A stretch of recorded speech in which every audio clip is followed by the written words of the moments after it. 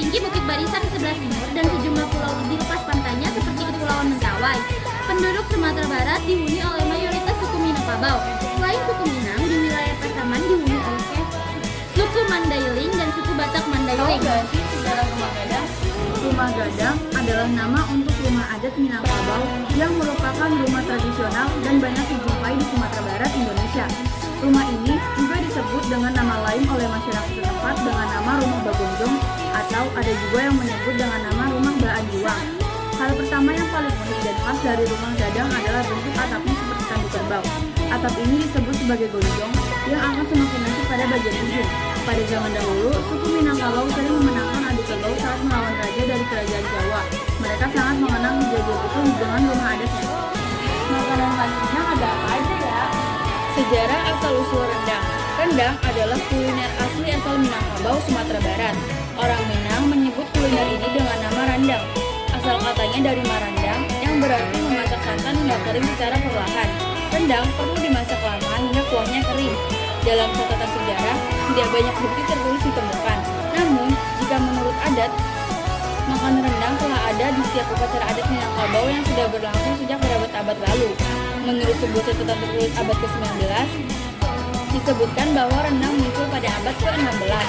Kala itu, orang Minang suka bepergian ke Selat Malaka dan Singapura. Perjalanan lewat jalur air dan memakan waktu hingga sebulan atau lebih. Karena tidak ada tempat untuk kapal singgah, maka perantau menyiapkan makanan tahan lama yakni rendang. Makanan khas Minang yang mau kita kenalin lagi. Selanjutnya ada sate Padang nih. Konon menurut sejarahnya, sate Padang ternyata sudah ada sejak zaman peperangan dulu. Makanan yang biasanya Ibrahim, Musa, dan sejumlah pemuda lainnya hijrah dari tanah kelahirannya menuju Pariaman untuk belajar agama. Hijrah ini kemudian turut membawa resep kuliner sate Padang panjang ke tanah Pariaman. Terdapat ragam pakaian adat Sumatera Barat yang kerap digunakan oleh orang Minangkabau, yaitu pakaian Mundo Kaduang, pakaian adat penghulu, dan pakaian pengantin. Pakaian Mundo Kaduang ini melambangkan kebesaran perempuan suku Minang dalam mengatur rumah tangganya. Dalam bahasa Minang, limpapeh artinya tiang tengah pada sebuah bangunan. Limpapeh ini juga menjadi simbol posisi dan peran perempuan di budaya Minang. Perempuan menjadi tiang utama dalam melestarikan dan nilai-nilai adat Minang. Tarian apa aja sih yang ada di Sumatera Barat? Tari piring. Secara tradisional, tari ini berasal dari Solok, Sumatera Barat. Awalnya dimaknai sebagai rasa syukur masyarakat terkait hasil panen yang sukses serta perlindungan dewa. Dan yang kedua ada tari indang. Tari indang yang berasal dari daerah Pariman, khususnya suku Minang. Tarian ini kemudian menjelma menjadi sebuah kesenian tradisional yang populer dan terkenal di Indonesia. Dapat disimpulkan bahwa tarian indang ini memiliki makna tentang syiar agama Islam di tanah Minang. Sekarang kita lihat yuk alat musik asal Minang. Alat musik ini berbentuk gong kecil berpencu. Bagian atasnya menonjol, yang terbuat dari campuran logam, perunggu, kuningan, timah, dan tembaga, termasuk ke dalam klasifikasi alat musik kuku atau tabu. Senjata tradisional Minang kira-kira ada apa aja ya? Kerambit adalah pisau kecil dengan bentuk melengkung. Kerambit juga salah satu senjata tradisional Padang, Sumatera Barat, dan dijadikan sebagai salah satu senjata paling mematikan di dunia.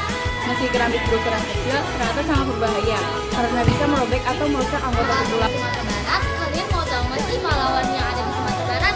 Sama ada Haji Agus Said, Tuanku Imam Bonjol, Muhammad Hatta, sama Sultan Syahrir.